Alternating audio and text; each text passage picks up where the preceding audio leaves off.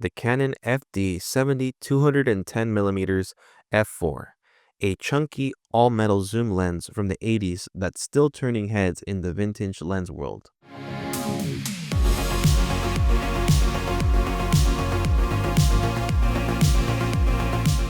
But in 2025, does this manual focus telephoto still have a place in your kit?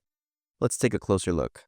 Released in the early 80s, the FD70 to 210mm was Canon's answer to the growing demand for zoom versatility in the manual focus era.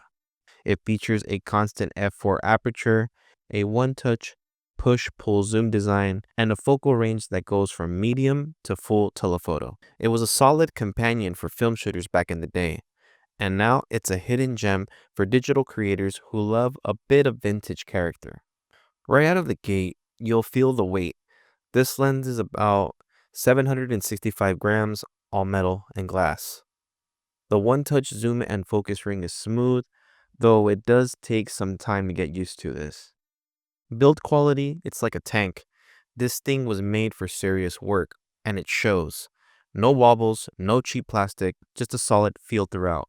Optically, the FD70 to 210mm is pretty impressive for what it is. At 70mm wide open, you get solid sharpness. Step down to f5.6 or f8, and things sharpen up nicely across the frame.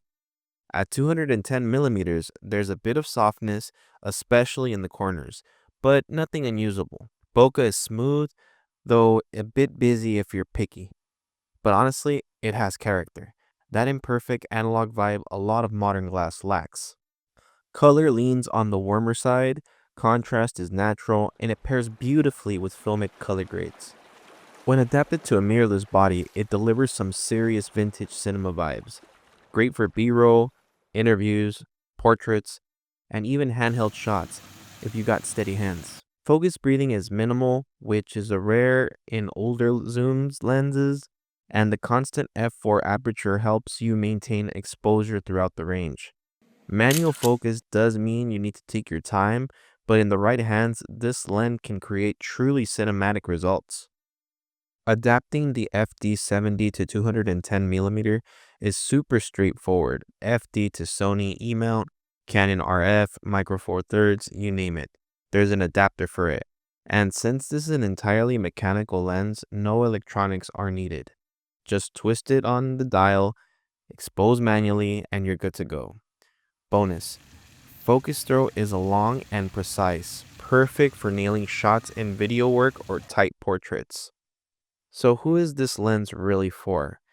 If you're a vintage lens enthusiast like me, this could be a great budget buy. Or just for someone looking for a unique telephoto look, this is a great pickup.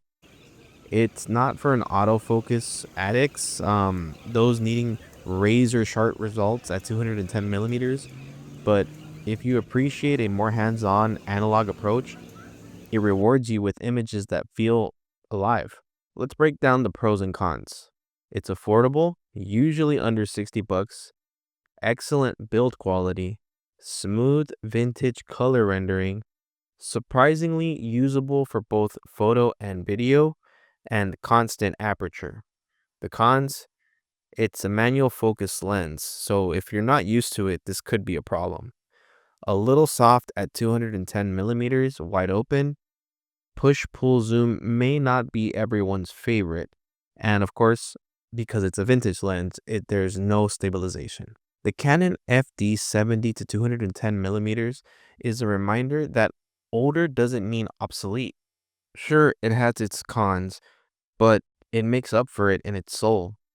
It's sharp, it's thorough glass, it's great for setting your work apart. If you're into vintage glass, definitely give this a shot. If you would like to see the photos that were presented in this video or my previous reviews, please visit my Flickr page. Link is in the description.